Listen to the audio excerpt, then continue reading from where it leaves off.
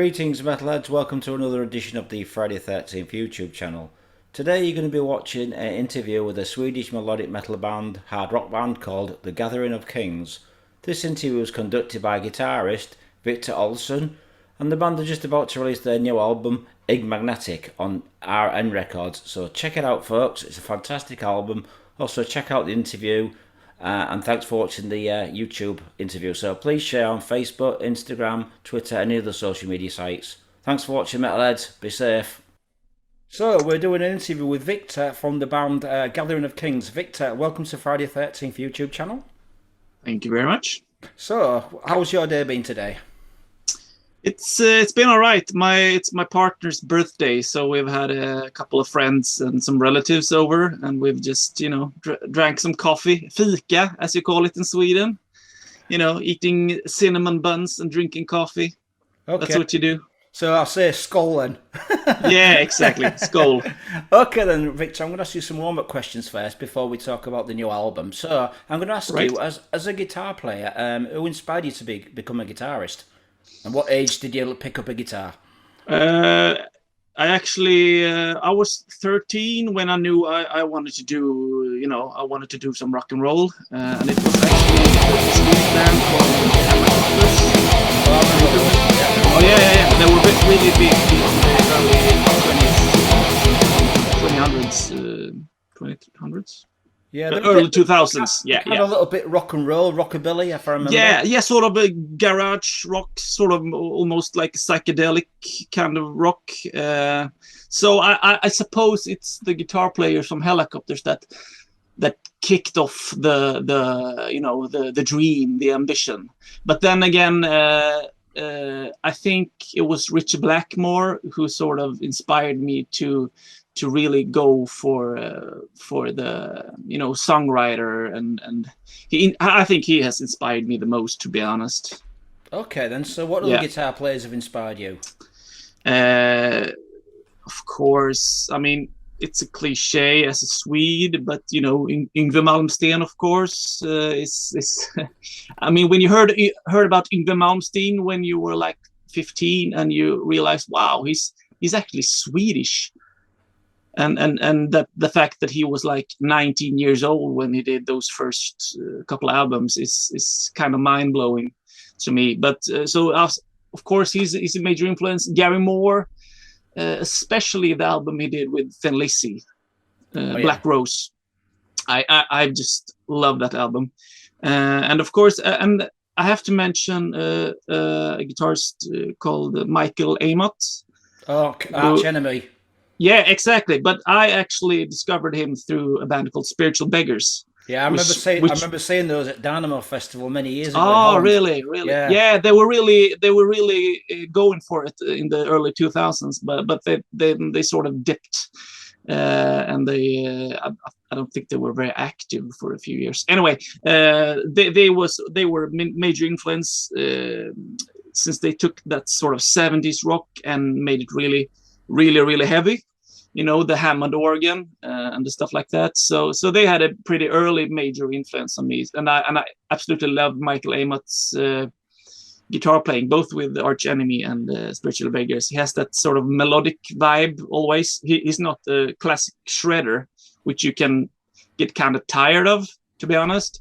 But he actually writes those melodies that go straight to your heart, and those are the kind of guitarists that I admire the most.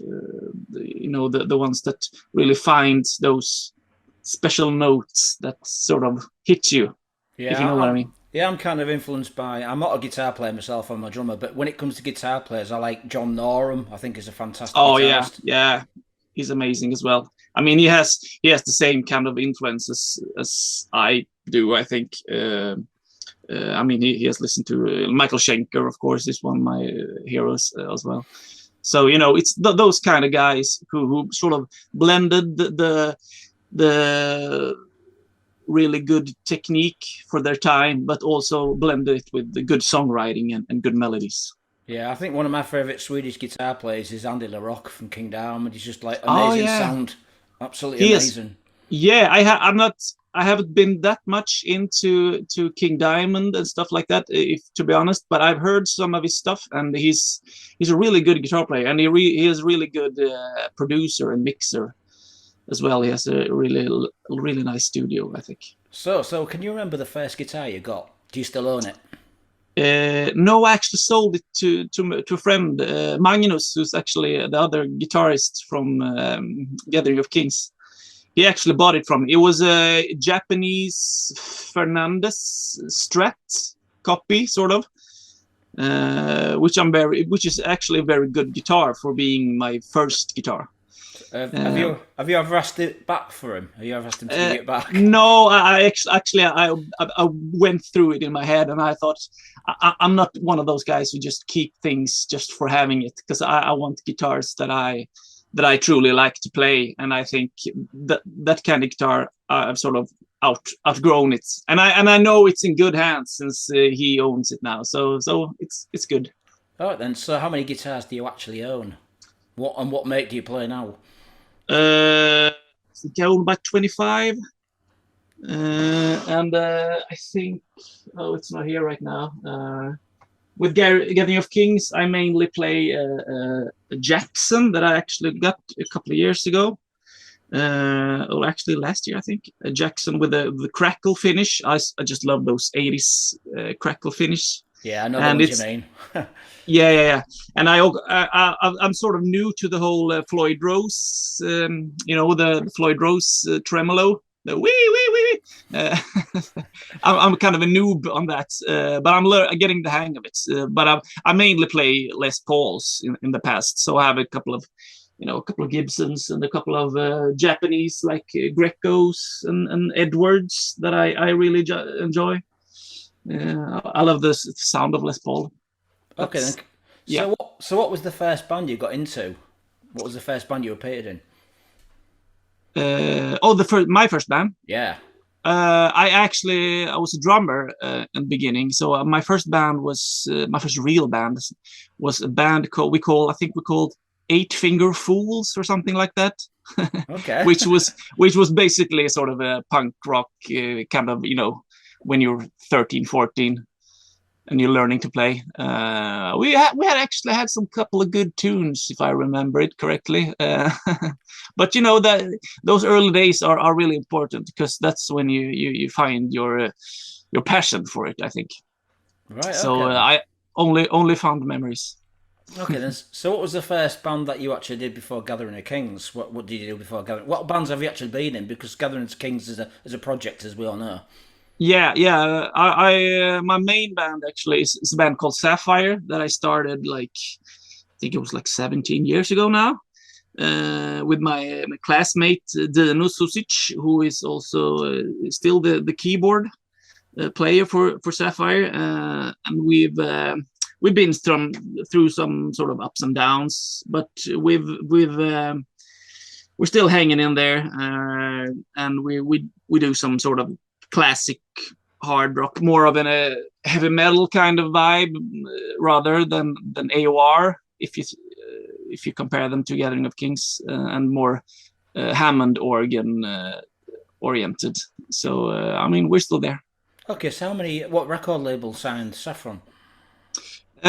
We've been through quite a lot, actually. We've been on AOR Heaven. We've been on a little Swedish label called Inner Wound. And right now we're on a label called Rock of Angels. Oh, yeah. Yeah, which we were really happy with them. So we're hoping to stay with them for a few years now. I think they've just signed Gravedigger, if I remember correctly. Yeah, I think actually Gravedigger been with them for a few years now. So they're really hardworking, and they're doing a good job. I need to get in touch with the label and get on their mailing list so I can review albums for them. Yes, please do. Yeah, if you know anybody who works for the record company, just let me know who to contact, and I'll message them and say, Yeah, I got the guy. Okay, then great. So the Gathering of Kings. Who came up with the name for Gathering of Kings? I think it was just a second here. I think it was actually a guy who's no longer involved with the project. it was Ron and Nina, of course, who are still sort of supervising the whole project, and there was another guy, third guy, called Sebastian. I think he was the guy who actually invented the name, because it was only supposed to be like one album, and they were supposed to gather their favorite AOR hard rock musicians in Sweden to do like one album, and then to maybe do one gig. And then we did the Sweden Rock Festival, which was supposed to be our only gig, I think. But you know, we got so much love for that gig, and we got so much love for that first album, and we actually liked each other really, really much, which, you know, could have gone south, since we were like 12 people who barely knew each other, at least most of us. But really got along great together, and we had a good time, and everybody liked what we did, so we decided to, you know, to keep the train running. Okay, then, so was the Gathering of the Kings the only name you had for the project? I think so, yeah. I think that's at least to my knowledge, yeah. So when did they actually form? Because I was looking at the biography, and it mentioned that the band had like something to do with ABBA. ABBA was involved, or something to do with ABBA. Is that correct? Well, this new album, we actually have invited a Swedish pop group called One More Time. They are featuring on one track of the album called what's it called? Feed You My Love. Sorry. Okay. And the keyboard player from that band is actually the son of one of the ABBA members. Oh, wow. So I think that's the connection you're looking for. Right, interesting. Yeah. So when you got this project together, who did you approach first? Like guitarists, keyboards, drummers? I actually was one of the last people in, if you can believe it. I was only supposed to be like a lead guitarist. So I wasn't even on the, you know, the short list. Okay. But I was asked to do like a guitar solo, and then I asked, you know, do you need songs to be written? And the project leaders were like, yeah, sure, you can write a song.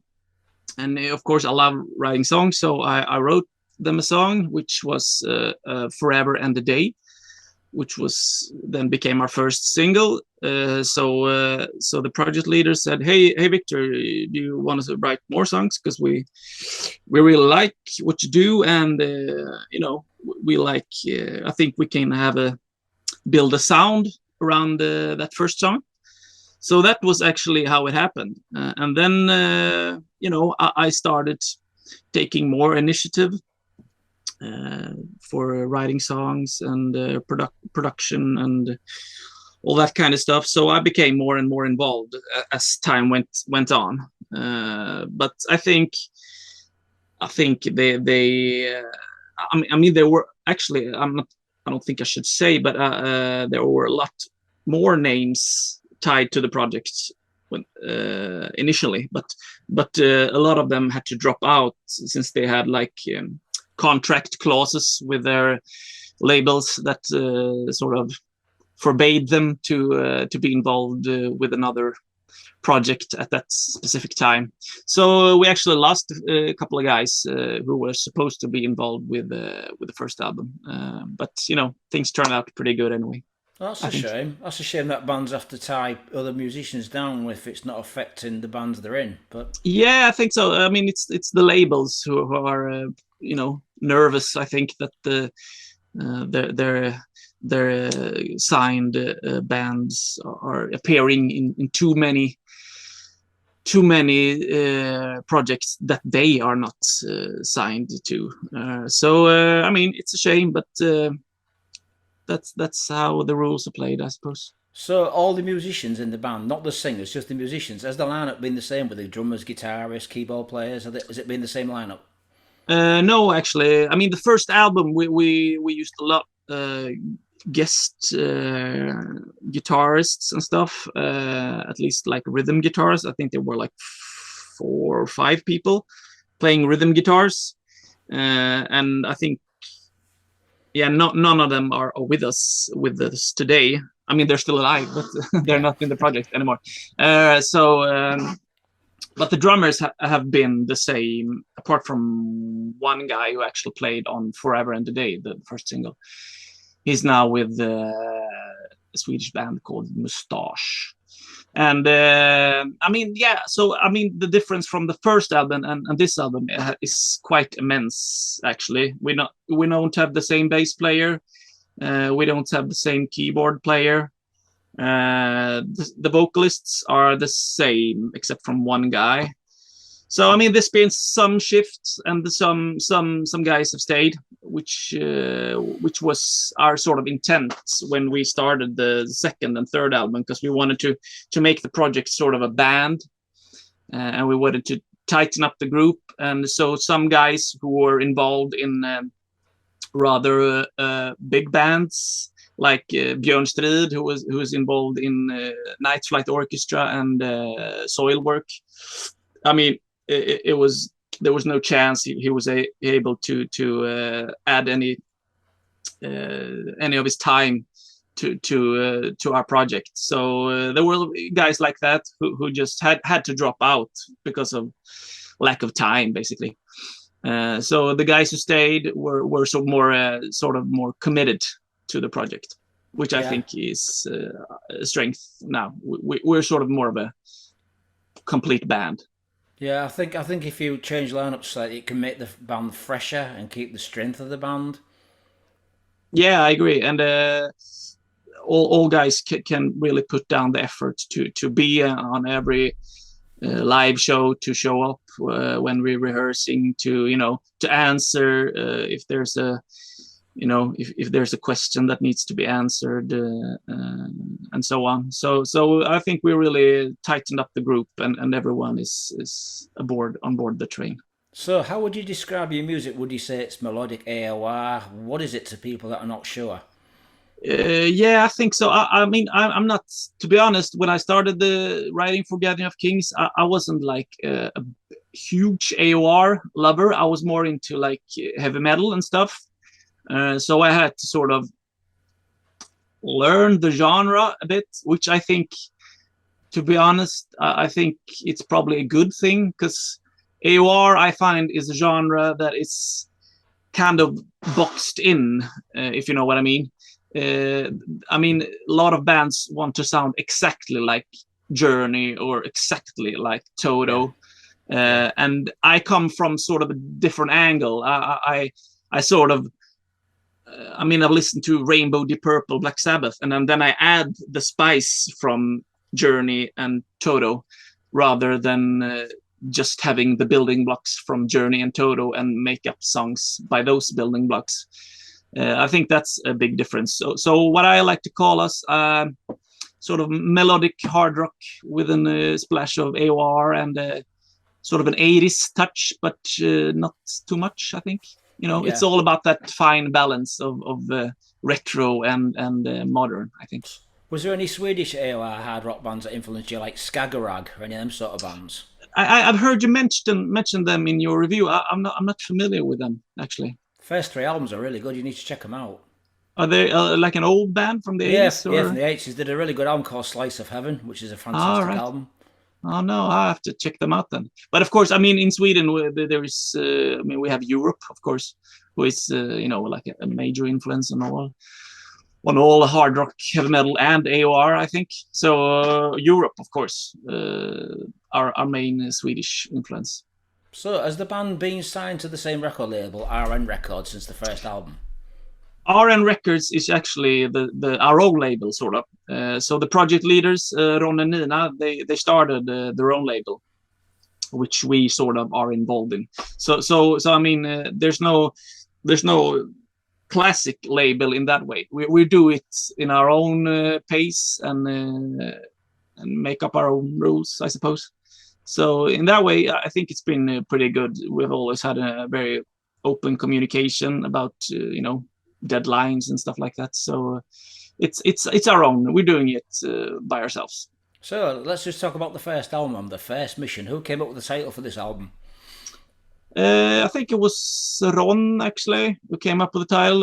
He just threw out some titles, and I said, "Hey, First Mission. That's a good title," because by that time I think we talked about already doing a second album.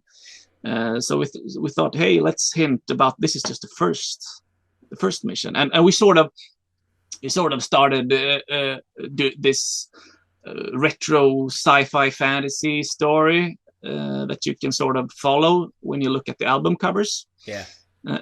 So it's sort of like a retro sci-fi title, like a first mission, space mission, exploring space and stuff like that. I mean, when I look at the first album cover, it kind of reminds me of a Yes cover. Oh yeah, I mean Roger Dean was who famously did the Yes and the Asia covers. I think he's a major influence, and that's what we sort of agreed upon, that okay, it should be like Roger Dean influenced, and that was it. So who did the artwork for this album cover, and did he do the second and third album? Yeah, he's been with us the whole way. It's a German fellow called Markus Vesper, and I actually found him while searching for talented artists, because we knew what kind of style we were looking for, and he had exactly that kind of style and that touch that we wanted. So we were really happy with the artwork, and we just give him like simple hints of what we want, and he just comes up with the details himself, and it's always perfect. Okay, then. So the first album, how long did it take to record this first album? I think it was like 3 years. Really? Actually. Wow. because I mean, I think this project started in like late 2016. And the album came out in 2019, I think. Yeah, 2019. So yeah, I think the recording process was like at least 2 years, I think. So, and that was because there were so many people involved, and they had their own bands and projects at the same time. And when it was time to we're gonna lay down the keyboards, and the keyboard player, I'm gonna go on a 2-month tour, I can't do it right now. So it was a lot of stuff like that, which actually sort of made us realize that if we were going to do this again, we had to narrow down the personnel for the album, which we did then on the second.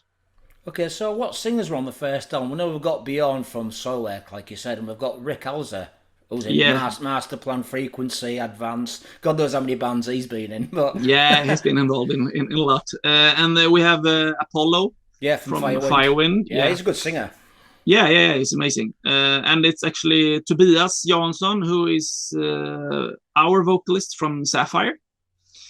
And the fifth one is Alexander Frispor, who's actually a friend of mine, and he hasn't been involved in any sort of big bands, and he actually was just my demo vocalist. I used him as a demo vocalist to record the demos that we did on the first album, and one of the songs came out. I mean, most of the songs actually came out really good with his vocals on, but at least one we felt that no one's going to do this song better than this guy.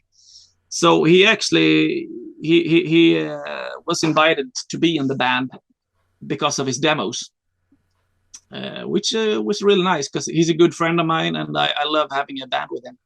And then I think, a vocalist called Jens Westin, who is in a band called Corroded, who's they're kind of a big deal here in Sweden.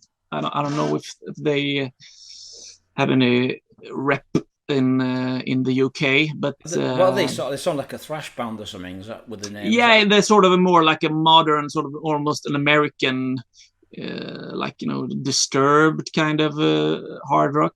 So he's kind of more of a growly voice, but he was involved in one song on the first album.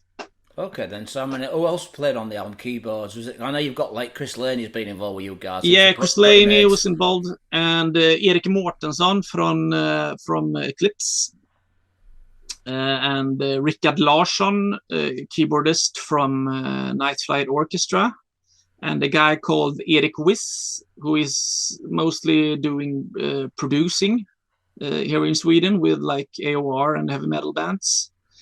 And of course, Robban Beck, the drummer, as I said before, was involved in one song. So I mean, I think we were like 15 people or something like on the first album. I remember like trying to review your album yesterday and trying to say these Swedish names is really hard when it's trying to pronounce the name right is awful. Yeah. They're very Swedish, some of the names. So I mean, so the first album, how well did it sell for you?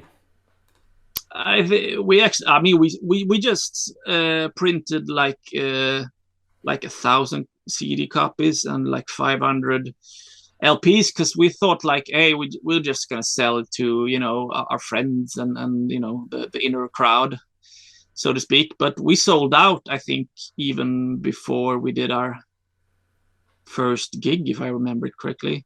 So we really, I think we sold out like the 2 first editions we printed the album. So we sold. I mean, we don't sell like millions or hundreds of thousands. That's still a long way to that. But with our sort of measurements, we're really happy with the thousands that we've sold so far. Brilliant, excellent. So what songs from the album on the first mission stand out for you? Which ones are your favourites? I think my favorite still is a song called "Out of My Life." We always has as the final song in our live concerts. It sort of has that heavier vibe that I really like, and I think a special song is also a long way from home, which is sort of the most AOR pop kind of song, and that is sung by my friend Alex Frisborg, who was invited to be in the band, as I said, just because of that song. So I mean, those 2 songs will always be kind of special. Is the album still available for people to buy, or do you need to repress it? Yeah, we've repressed, I think, like 3 times, but I think it should be available. Okay, then, right then. Victor, I'm going to ask you about the second album then. Discovery. Why the title Discovery for the second album? I think, well, it mostly had to do with the sort of very loose sci-fi story that we started with the first mission. You know, it's all about discovering the new world that they have landed on, and also I suppose it's you know, we were hoping to reach more people, you know, for us to be a discovery. I guess that's one explanation. So when the second album came out, that's when you realised this isn't a one-off project, that we're going to be doing more because people are really interested in hearing more. I mean, even I mean, it was even before the first album released that we realized, because an interest had started to build so much. So that's why if you compare the personnel to the first and the second album, we've really trimmed it down to like half of the guys who was involved. So I actually play almost all of the bass and the keyboards on the second album, and all of the guitars. And we've only used the two of the drummers and 5 vocalists. So we've sort of trimmed it down for the second album. Okay, so what singers and other musicians did you trim it down to on the second album for the people that don't know? We didn't have Björn Strid. He was only involved with the first, so we lost him, and Jens Westin from Corroded. But all of the other guys were still with us, and we actually invited a guy called Jonny Lindqvist, who is mostly known for his heavy metal band called Nocturnal Rites. Yeah, good band. Yeah, really good band. He was actually one of my vocalist heroes when I was younger. So it was really an honor to have him aboard the project. I actually saw Nocturnal Rites at Dynamo Festival in Holland back in 1995, 96. Oh, so Dynamo Festival, that was the place to be back then, right? Yeah, it was an awesome festival. Yeah, I bet. I bet. So these, I mean, it's like you say, it's loosely based on sci-fi. Is there like what sci-fi has inspired you to do this? Is it like a book or a film? It was. I mean, I love the alien world. The Ridley Scott kind of world. Yeah. And I think we were also talking about the sort of more camp sci-fi. Like, are you familiar with the movie called Forbidden World? Yes. Yeah. Yeah. So it's sort of like those sort of retro futuristic sci-fi, who's kind of camp if you compare them to today's very realistic sci-fi. So we like to add those almost comic book kind of stuff. Okay then. So the songs from the second album, Discovery, which ones are your favourites and why on the second album? Good question. It's like asking who's your favorite child. I think a song that's special to me is Moonlight, which was the first song that Johnny Lindqvist appeared on. And of course, as I mentioned, he was one of my favorite vocalists back then. So that song will always be special because I really fell in love with his voice all over again. And but then of course I really love. I gotta mention a song called Lorelei, which was about me finding my beautiful partner back then. And of course I'm still with her, and we have now a child together. So I wrote that song as a sort of a love story to her, and I think that will always be special to me. Oh, excellent. So how well did this album sell? The second album. I think it sold like the same as the first one, which I mean, this time I think we printed a lot more copies, but I think it actually sold out as well. So, but from what I've understood, it's now available. It's being printed again, and I think we printed a bit more vinyl LPs this time. So they should still be around. But I mean, they once again, with our measurements, we're really happy with the numbers we've sold. And the two first album we have only done the promotion ourselves. We haven't hired like a PR firm or anything. It's actually mostly done through like Facebook and just sharing and word of mouth and stuff like that. Okay then. So I mean the three album covers, you got a purple, you've got a green, and an orange. Are the vinyl all in the same colours for the albums? I think we have like a black version, and then I think we did like a purple version of the first, and we did the green of the second. Yeah, I think so. I'm not sure. Kind of makes sense, doesn't it? If you're gonna have the orange. Yeah, exactly. I think so. So yeah, if we haven't done it, we should. Yeah, definitely. Yeah. I want some money for. yeah. I'll throw you a percentage for coming up with the idea. So the second album, how long did it take to record the second album? A lot shorter. It was like 4 or 5 months or something like that.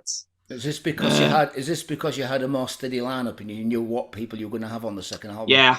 We had a much clear plan of how we were going to do things. It still takes some time when you have 5 vocalists, because not all of them can record on their own.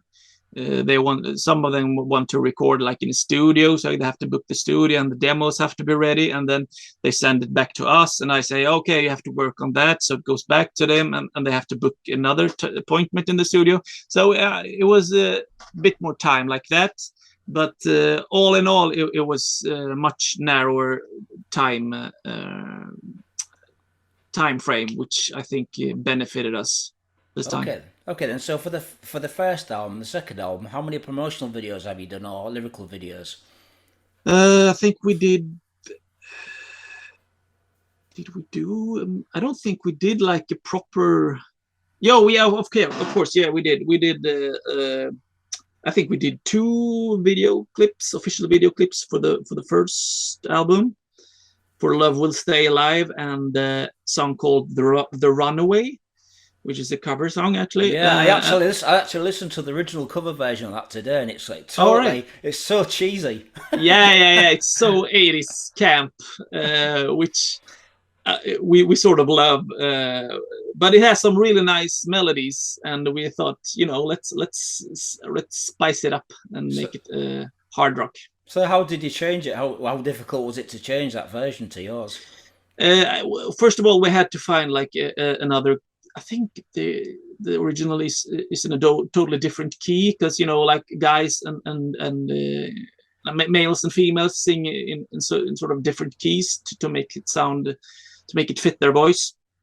But I think it's basically the same arrangement, except for adding a guitar solo in the end. Okay, So so I was going to say to you, has the original band heard your version? What do they think? yeah, I mean the original version is by a very very famous singer in Sweden called Carola. She's won the Eurovision. If you're familiar with that. No, I don't watch it, but You don't watch it. Oh, no, okay. no. But she's like the Madonna of Sweden, if you wish. And she actually heard the version, and she posted it on her Instagram, which was an honor, because she's like everyone's childhood hero when you're were like 6 or 7. So that was Wow. cool. Okay, so Victor, we're going to talk about just before we talk about the new album. How do you see each album as a progression from the first Mission, Discovery, and the new album? How do you see the music progressing over the last 3 albums? Uh, I think the first album is sort of, in a way, it's a bit all over the place, since there are so many people involved with it, and I wasn't really sure what I was doing when writing the songs. With the second album, I really tried to sort of focus the songs to a more sort of have a vibe throughout it that's more in line, and I think I've managed to do it better on that album, and also on this third. So I mean, I think it's coming together. It's more gelled for each album, I think. Oh, brilliant. Okay, then so the album title for the new album, Enigmatic. Enigmatic, yes. Enigmatic, yeah, sorry, yeah. Who came up with the title for this album? I think it was Ron, who actually he's just a spark of fantasy. That guy. No, I think he came up with it. We were talking about some cool. We like the short and snappy titles, and Enigmatic is just one of those titles that has some mystery to it. And which I think suited our sort of sci-fi kind of story vibe. I mean, what's more mysterious than landing on a foreign planet? Yeah, is this something you're going to be doing in the future? And is it a futuristic setting for every album? Are you going to think you're going to change in the future? Our plan is to keep going with the same theme, of course. Yeah. Okay, then. So, did you have any other titles for this album? I think we're throwing around a few. I can't remember any, but I think we've actually Enigmatic came up quite early, and it's just one of those titles that works, I think. Okay, then. So, how long did this album take to record? How long did it take for you? Was it done in separate studios because of COVID situation? Yeah. Yeah. Of course. I mean, the vocalists do the recording on their own, and we do the drums together. I mean, everything. The drums is done in a big studio, and I do the guitars and the bass here. I don't play the bass, but we do the recording of the guitars and the bass here, and we do some backing vocals in my studio, and our keyboard player has recorded his keyboards at his home, because we're all spread out in the country, so it's more effective doing that way. So I think we managed to do it in like even less this time. I think we managed to do it in like 2 or 3 months. Oh, wow, interesting. So where are you guys all based in Sweden? Are you the south, north? Mostly in the west, actually, in Gothenburg. That's where I live, and where like 5 of the guys live. But then there's some in Stockholm, some in very south of Sweden, and of course Jonny, who lives in the far north in Sweden.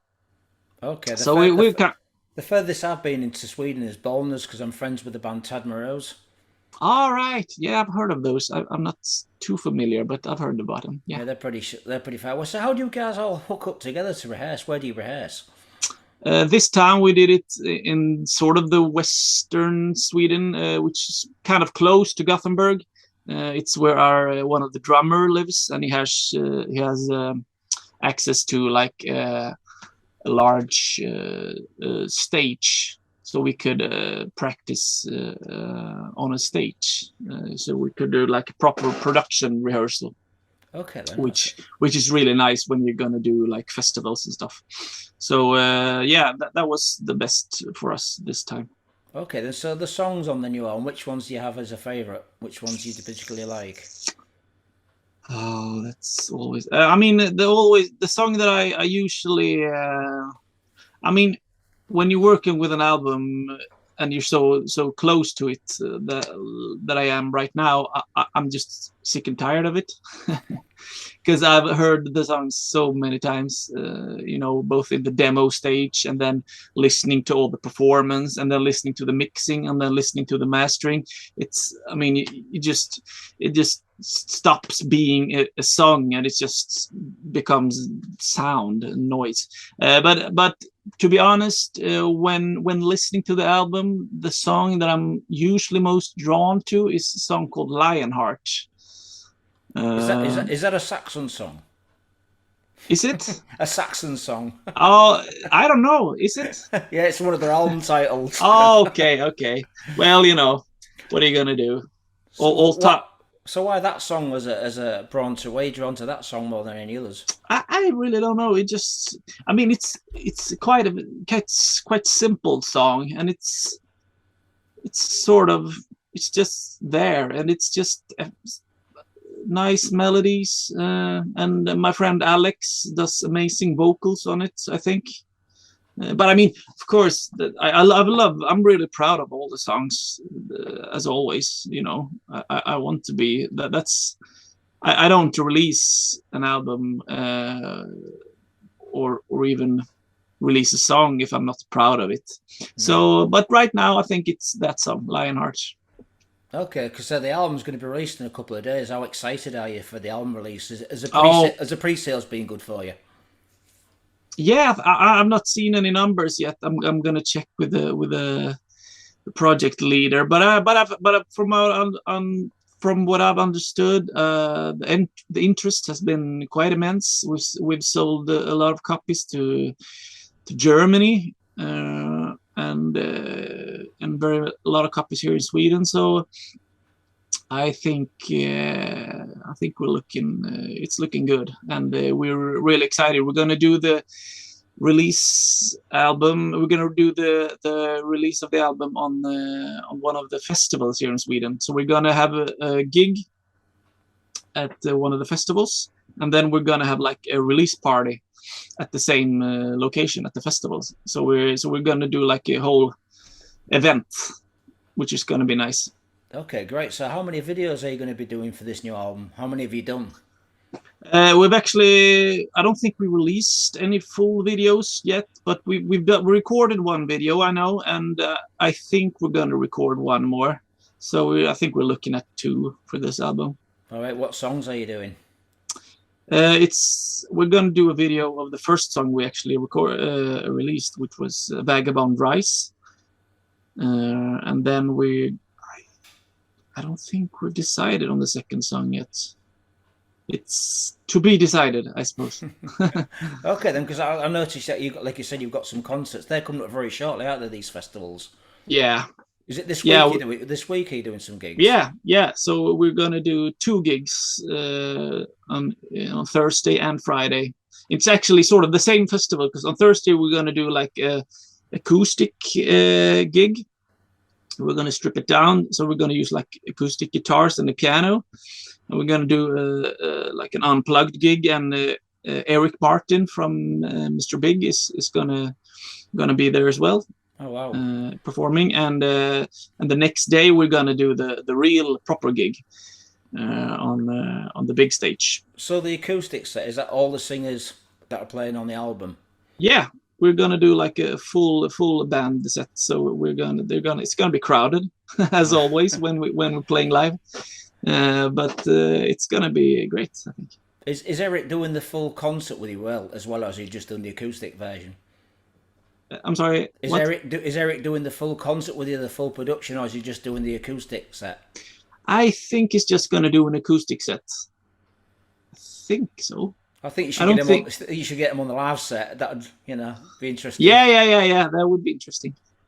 Okay, then. So you got these live concerts coming up. Are you going to be touring at all? Because you guys, where do you actually play? Because I haven't really seen any concerts of you guys. Do you play outside of Sweden? Well, we're gonna do a lot of live shows. We were thinking of going to like Germany and countries like that while releasing the second album. But then, of course, the pandemic hit. It hit like a month after we released that album, I think. So all plans had to be put on ice. And but right now we're going to Germany to play in Hamburg and an indoors festival in September. And I know we're working on gigs mostly next year, because it's so packed with since the pandemic is starting to disappear almost. A lot of people have been postponing their gigs and festivals for 2 years now, so the schedule is really booked for most clubs and stuff like that. Okay. So we're looking at trying to book something next year, I think. Right then. So have you got any new songs wrote for the next album already? Do you have any ideas? No. I need a sort of a songwriting vacation now. So I'm not gonna do any songwriting for the coming months. Maybe next year. Yeah, I don't blame you. Kind of like you said earlier on, you've listened to this album so much, it's just kind of fried your head a little bit. Yeah, and then I also 2 months ago I released an album with Sapphire. Okay. So we did the production, recording, and mixing both of those albums in like a matter of a month apart, or weeks apart even. So I was really, I'm really sort of creatively drained, if you say, and so I sort of need a break to recharge. But once I'm recharged, I'm going for it. So when Saffron's album coming out, what's the title for this album? It's actually out. It was out the 29th of April.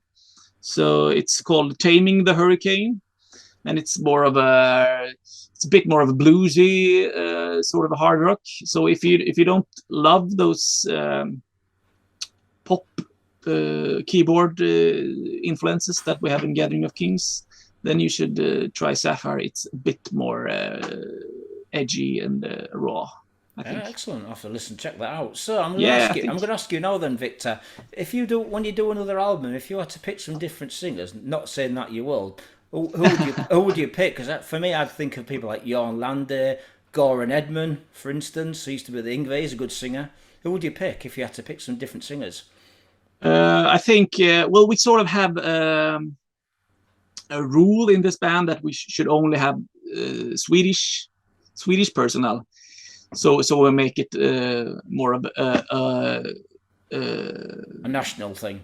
Yeah, exactly. Like like the Kings of Sweden, if you wish. Yeah. At least that was the idea at first.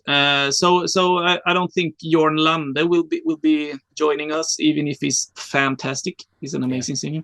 But of course, I mean, we've talked about a lot of names, like Goran Edman, of course. I've always been a fan of Mats Levén. Yeah, he's good. Yeah, Candlemass and Yngwie and Treat and God knows how many bands he's done. Exactly. He's a brilliant singer. I mean, Joey Tempest, of course. Yeah. Yeah, but to be honest, I don't think we're gonna do a lot more sort of guest vocalists on our albums. Maybe once per album or so, because we really like the range that we have with these 5 guys that we have.